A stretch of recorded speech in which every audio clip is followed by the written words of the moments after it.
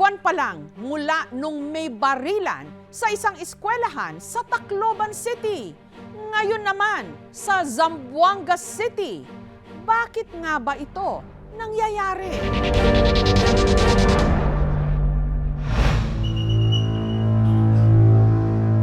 Umaga ng August 18,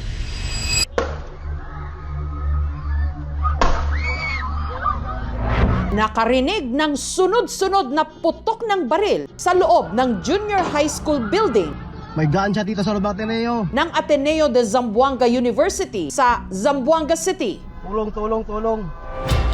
Ang mga armadong pulis agad na rumesponde. Ito ka mo.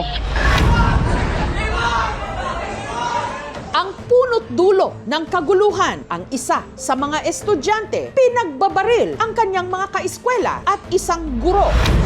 Huwag magingay kasi marinig tayo. Baba, baba, baba.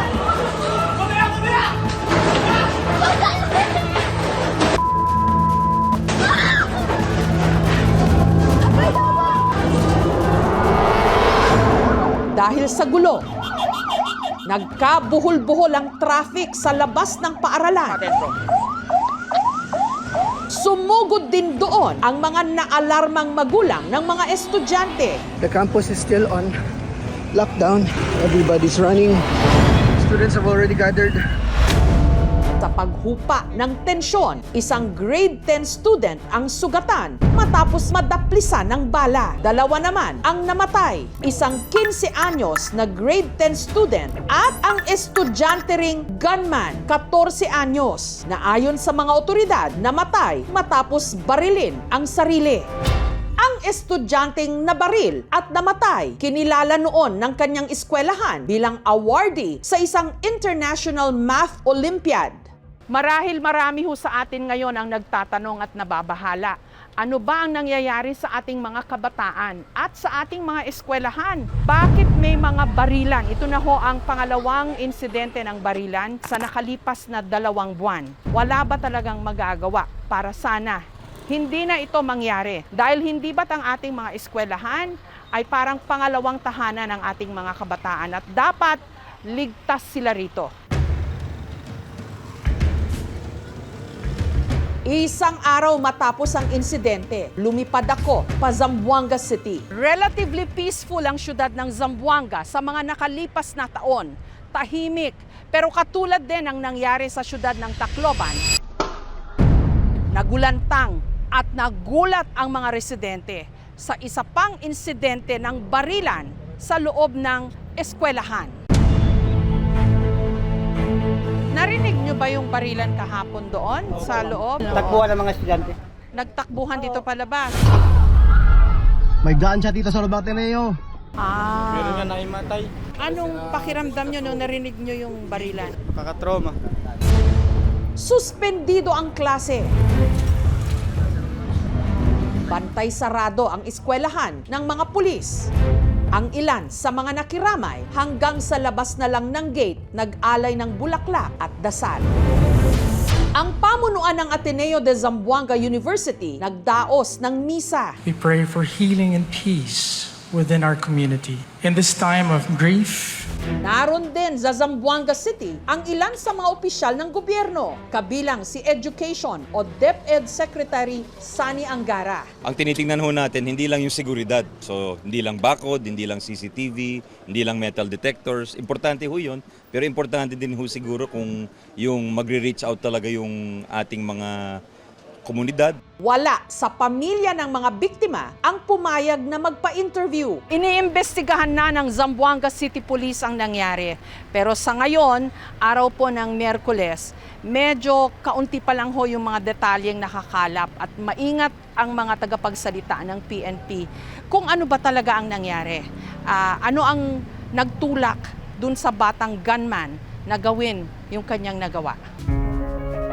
Nakapanayam ko si Police Major Shelami Chang, tagapagsalita ng Police Regional Office 9. Ang 2 raw baril na ginamit ng gunman na recover ng mga pulis sa 4th at 5th floor ng junior high school building. Dalawang short firearm po ang na-recover natin sa area. Maliit lang pala yon, nilagyan ng accessory para lumaki. Ina-attach lang po siya para magmukha siyang parang assault rifle.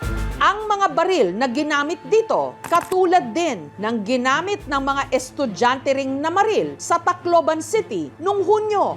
Puro government-issued firearms. Ang ginamit kasi ng gunman dito sa Zamboanga City, pagmamay-ari ng kanyang ama na opisyal ng Bureau of Customs. Ang dalawang baril na ginamit ng estudyanteng gunman dito sa Zamboanga City, di umano nasa sasakyan na naghatid sa kanya sa eskwela. Kaya mukhang madali nitong naipuslit sa loob ng campus. Samantalang ang mga estudyanteng pumapasok na naglalakad, ini-inspection daw ang mga bag sa gate pa lang.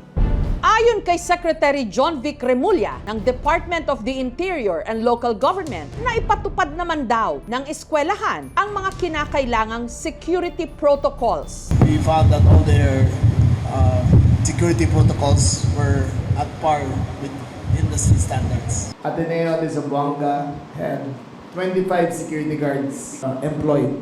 15 were on duty that morning, 10 were on duty that night. Pero dahil inihatid ng sasakyan ang estudyanteng gunman, hindi na siya dumaan pa sa security inspection. Sa emergency exit din daw dumaan ang estudyanteng gunman. Mukhang alam daw kasi nito na hindi ito nakalock. Mula emergency exit, lumusot siya sa ramp para naman sa mga PWD o persons with disability. Hanggang nakarating siya sa 4th at 5th floor ng gusali kung saan niya ginawa ang pamamaril. As per our investigation po, ang nangyari po dito is yung bata po ay hinatid po sa school. Pumasok po sa premises ng school and then naglakad po siya sa pathway going sa building. Umakyat siya ng 4th floor ng building na yon. Pagdating niya po sa 4th floor, doon po, nagpaputok po siya doon. After niya po magpaputok doon, umakyat siya sa 5th floor.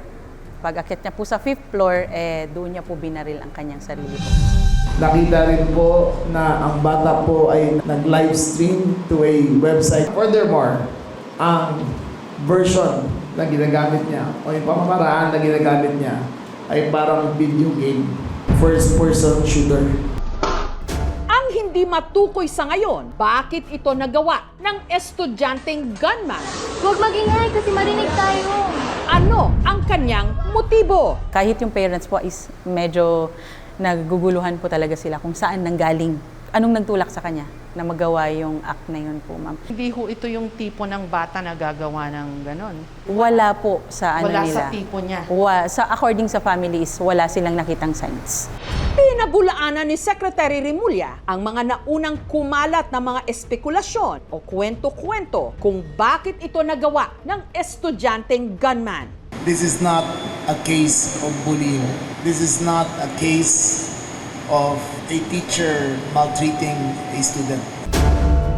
Isa sa mga tinitignan ngayon ng mga otoridad kung naimpluwensyahan ba siya online ng mga tao o grupo na nagsusulong ng karahasan. Kabilang sa mga naunang binanggit ang 764 online network na di umano nang mamanipula ng mga kabataan para gumawa ng karahasan o krimen. Ayon sa mga cybersecurity expert, maaaring lapitan ng ganitong mga grupo ang mga bata sa popular gaming platforms bago ilipat ang kanilang chat o pag-uusap sa mas pribadong messaging platforms. Isang klase raw ito ng tinatawag ng mga eksperto na cognitive grooming. Kinukuha muna nila ang tiwala ng mga bata online hanggang hikayatin nila ang mga ito gumawa ng masama. Tinitingnan nila sino na yung mga kabataan na predisposed na po sa kaharasan. At tinatarget nila to dahil may mga problema sa pamilya, madaling maingganyo, at saka hindi sila prone to yung mga liabilities at accountability. May alam ho ba kayong ganyan na pinatutungkulan ng investigasyon po ninyo? As much as we want to know the full details, kahit kami rin po ay mahihirapan kasi mismong yung family po, hindi rin po nila alam. They are willing to cooperate with the authorities sa amin po para ma-check po natin itong sinasabi nilang allegation na to. Sinusuri raw ngayon ng forensics team ng PNP ang cellphone, gadgets at social media accounts ng gunman para matukoy kung meron ngang grupo o mga individual na nang-impluwensya sa kanya. Tulong. The facts remain that as far as we can determine, acted alone. Alone in the sense that he planned, executed, and willfully did everything on his own. There was no conspiracy behind it. There was no active group that planned it with him. There was no family influence that made him do the unthinkable. Ayon kay Remulla, tinitignan na rin nila kung naglaro ito ng mga violenting online games. Isa kasi sa kanilang napansin ang tinatawag na POV o point of view o kuha ng pag-livestream ng gunman habang ito'y namamaril. Na hawig daw sa itsura ng ilang violenting online games. We do not consider anyone here as a criminal, but rather victims of technology gone wrong. This is a case of misguidance. This is a case of undue influence by certain games on the internet. Ang ama ng gunman, pansamantalang inalis sa kanyang pwesto sa Bureau of Customs. Tumanggi itong magpaunlak ng panayam. As of now, the law is very infirm. The responsibility of the gun owner is like akin only to someone who lent a car and the car got into an accident and charged with reckless imprudence. That is the only culpability that gun owners have now, and that must change. Panawagan ng mga otoridad sa mga may-ari ng baril, responsible gun ownership, lalo na sa mga uniformed personnel, mga pulis, mga sundalo, at iba pang naninilbihan sa gobyerno o private sector man na kasama sa trabaho ang humawak ng baril. I want to work with Congress para bigyan ng ngipin ng batas for legal and especially illegal firearms. Ang responsible gun ownership po kasi very challenging. Ang kaakibat po nito yung responsibilidad at pananagutan, no? Not just about yung skill. Kailangan maintindihan po natin yung mga perspective, mindset, at yung mga batas na nakapaloob doon sa gun ownership. Pangalawa po yung accountability. Dapat po maintindihan ng gun owner na paglabas po ng bala doon mismo sa barrel, ng mga baril natin, pwede pong magbago ang buhay natin. Sa mga gun owners natin, dapat i-safe keep ang mga baril. Ilalagay natin siya sa lugar na hindi siya magkakaroon ng access sa kanya. Yung mga kabataan, nire-remind lang po namin na if ever po magkaroon po tayo ng ganitong insidente, tandaan po natin na meron pong kakibat na liability ito on the part of the gun owner. Nagsagawa agad ng investigasyon ang Senado. Pinuna ni Senator Risa Ontiveros ang CICC o ang Cybercrime Investigation and Coordinating Center kung bakit inabot ng 14 minutes bago na-take down o natanggal online ang live stream video ng pamamaril ng estudyanteng gunman. Lalo't sensitibo ito para rin sa mga kabataan. Huwag magingay kasi marinig tayo. We had visibility around mga 5 minutes. Tapos nireport na ho kagad natin to sa mga platforms para i-take down ho. Why did it take another 9 minutes bago na take down ng Meta? Or kasabay ng pag-report ng CICC sa Meta, hindi ba pwedeng kayo na mismo mag-take down? We don't have jurisdiction over these platforms. Kasalukuyang isinusulong na at pinag-aaralan ng ilang mga mambabatas ang pagpasa ng Senate Bill number 2066 o ang Social Media Safety for Children Act na naglalayong pagbawalan ng mga batang wala pang 16 anyos na mag-register, gumamit o magpanatili ng social media accounts. May ilan ng mga bansa na nagpapatupad nito. Bawal sa mga bata na mag-social media. Hindi kami in favor of totally banning social media use or even use of the internet among children. Digital technology is also a tool for children to learn, to socialize, and to participate. Ano ba yung pwedeng maging implication nito? Nakita na natin sa ibang bansa, natulak talaga yung mga bata pumasok sa dark web. Papaano din yung access to information? Anong ipapalit natin? No? So, kasi maraming information ngayon ay through the internet. Kailangan din nilang bantayan no, yung social media presence, yung mga nakakausap ng kanilang mga anak sapagkat may posibilidad na maaari silang mag-room online to have this particular kind of thinking. No? Minsan, no, yung mga bata, kapag feeling nila na hala, wala palang nag-aalaga sa akin. They feel alone, no? At yung pakiramdam na nag-iisa sila at wala silang kakampi sa buhay, that can be exploited by people, no? Na may masamang hangarin towards the child. Ayon din sa mga eksperto, dapat bantayan ang mga bata, lalo na kapag napapadalas o napapahaba ang kanilang paggamit ng social media o pagtambay online. Red flags daw ito o warning sa mga magulang o sa mga guardian. Abbreviation natin dyan ay S, A, at saka D, no? So ano nga ba ito? S stands for sudden changes in behavior. Yung mga anak nila na nagbabago yung kilos. A stands for atypical behavior. Mga gawi o kilos na kakaiba. D talks about disruption in cognition or cognitive and emotional functioning. No? Nahihirapan ang bata na pangasiwaan yung kanyang emotion. Maliliit na bagay, nahihirapan siyang kumalma. One instance of this particular behavior, no, may not be enough. Tignan gaano nga ba ka-persistent or kadalas yung mga behaviors na ito. Gaano ba kalala? Napipigilan ba nito yung bata na gawin yung pang-araw-araw niyang responsibilidad? May ginagawa na rin daw aksyon ang Department of Education o DepEd para tugunan ang tila nadadalas na mga insidente ng karahasan sa mga eskwelahan.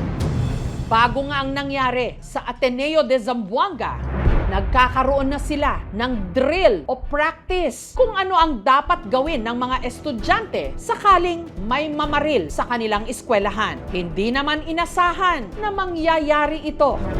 Yung active shooter drill, that's only on the external security. Sabi nga natin, hindi lang yung bakod, hindi lang yung security arrangements natin, pati yung psychological at saka yung socio-emotional learning ang tawag dyan na talagang kailangan bantayan ho talaga. Kasi long-term problem ho ito eh. Kasi after nung nangyari sa Tacloban, I suppose ang ine-expect po ng mga tao, yung mga bata ngayon, pagpasok ng eskwela, ini-inspect yung mga dala-dala nilang mga bag. May ganun ho bang sistema yung eskwelahan? In-intensify po namin yung coordination namin sa schools para i-revisit yung kanilang security protocols. Nagdi-drill ho yung Nag-drill kami, bata? Nag-conduct ng drill ang Zamboanga City Police Office. Yung ibang students, alam nila kung anong gagawin. Like duck, cover, magtago. So kumbaga pre-practice nyo ho yung mga bata? Yes po, ma'am. Sa ganitong mga insidente? Yes po, ma'am. May mga schools po, ma'am, na sumusulat sa amin. And talaga pong pinupuntahan namin as much as we can.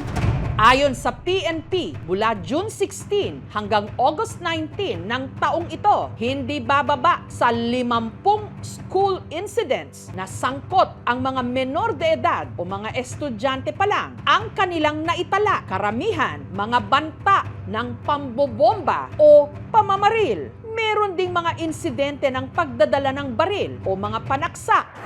Nito lang Hunyo, 7 bata ang nasugatan sa isang stabbing incident sa isang eskwelahan sa Cavite. Noong 7 ng Agosto, sinuspindi ang klase sa Hagna, Bohol dahil sa pagbabanta ng pamamaril. At nito lang Huwebes, August 20, isang 14 anyos na estudyante sa Pinamunggahan sa Cebu ang nakuhanan ng baril sa isinagawang surprise inspection sa loob ng kanilang classroom. Dahil sa mga insidenteng ito na tila nadadalas, ang tanong pa rin, ligtas pa ba ang ating mga eskwelahan? Parang nahahati po yung isipan namin kung safe ba sila sa school. Siyempre, nandoon yung pangamba sa safety. Hindi madaling mag-move on. Dati ang kalaban lang ng pulis, mga kriminal. Ngayon may mga bago na ho kayong matatawag na kalaban ba itong mga bata ngayon na nakakagawa ho nito? Ano ang personal thoughts nyo on this? Nalungkot po talaga kami, nagulat kami, hindi namin inaasahan na magkakaroon kami ng ganito. We tried our best para iwasan siya, pero nangyari po talaga. Number one namin ngayon priority is itong investigation na to po is mabigyan natin ng linaw kung ano yung motibo, mabigyan po natin ng hustisya yung biktima. Tuloy-tuloy pa rin po yung pag-implement namin ng aming mga security protocols po sa buong Region 9. So yung concern ho ngayon ng marami, it's real. Ano nangyayari? Bakit nagkakaroon ng barilan sa mga eskwelahan? Hindi natin siya mapipigilan kasi alam natin, ma'am, iba po yung panahon noon sa panahon ngayon. Iba yung pagpapalaki ng mga kabataan noon sa kabataan ngayon, especially with the intervention ng technology po natin. Nitong Biyernes, naglabas ng pahayag ang presidente ng Ateneo de Zamboanga University. I also want to clarify questions raised about the ramp at the junior high school building. The ramp provides access for persons with disabilities and others who have difficulty using the stairs. It also serves as an emergency evacuation route from the upper floors, and so both descriptions are accurate. The authorities are examining the circumstances surrounding access to the building. The university is also reviewing what additional safeguards are needed. Please continue to care for one another, and may God remain close to all who grieve and guide us in the days ahead. God bless you all. Baka may gusto ho kayong sabihin o panawagan sa mga magulang, pati na sa mga estudyante. Hinihikayat po namin kayo na maging vigilant. Etong mga issue na ganito po is hindi lang po talaga to nakasalalay sa aming mga kapulisan, hindi lang din po nakasalalay sa mga schools. Kailangan rin po namin ng tulong ng community, yung mga parents natin, dapat chine-check din po natin. The campus is still on lockdown. Everybody's running. We cannot zero in on one particular aspect of what makes very violent person. Siguro may participation yung online gaming platforms, pero hindi natin sila pwede sisisi. This is not an isolated problem anymore. This is problema nating lahat. Hindi lang isang sektor, hindi lang isang government agency. Unang pwedeng gawin ng mga magulang ay kahit man lang mangumusta ka sa iyong anak, ano ba yung nangyari sa school, sino ba yung mga nakakausap mo, no? So ipakita mo sa iyong anak na okay lang mag-communicate, magkwento. Ito yung pag-i-ensure no, na yung communication line between sa magulang at sa anak ligtas, no? At makakapag-express yung bata no, kung ano talaga yung nararamdaman niya nang hindi nahihiya, nang hindi natatakot na mapagalitan, at alam niya na pakikinggan siya ng kanyang mga magulang. Walang iisang dahilan o simpleng solusyon sa problema natin ngayon tungkol sa mga karahasan sa eskwelahan. May gaan siya dito sa loob ng Ateneo. Kailangan ng mahigpit na seguridad, responsableng pag-iingat ng mga baril, maagang pagtugon sa mga babala, at bukas na komunikasyon sa mga kabataan. Dahil ang pagpapanatiling ligtas sa ating mga eskwelahan, Huwag magingay kasi marinig tayo. responsibilidad ng buong komunidad at nating lahat. Baba!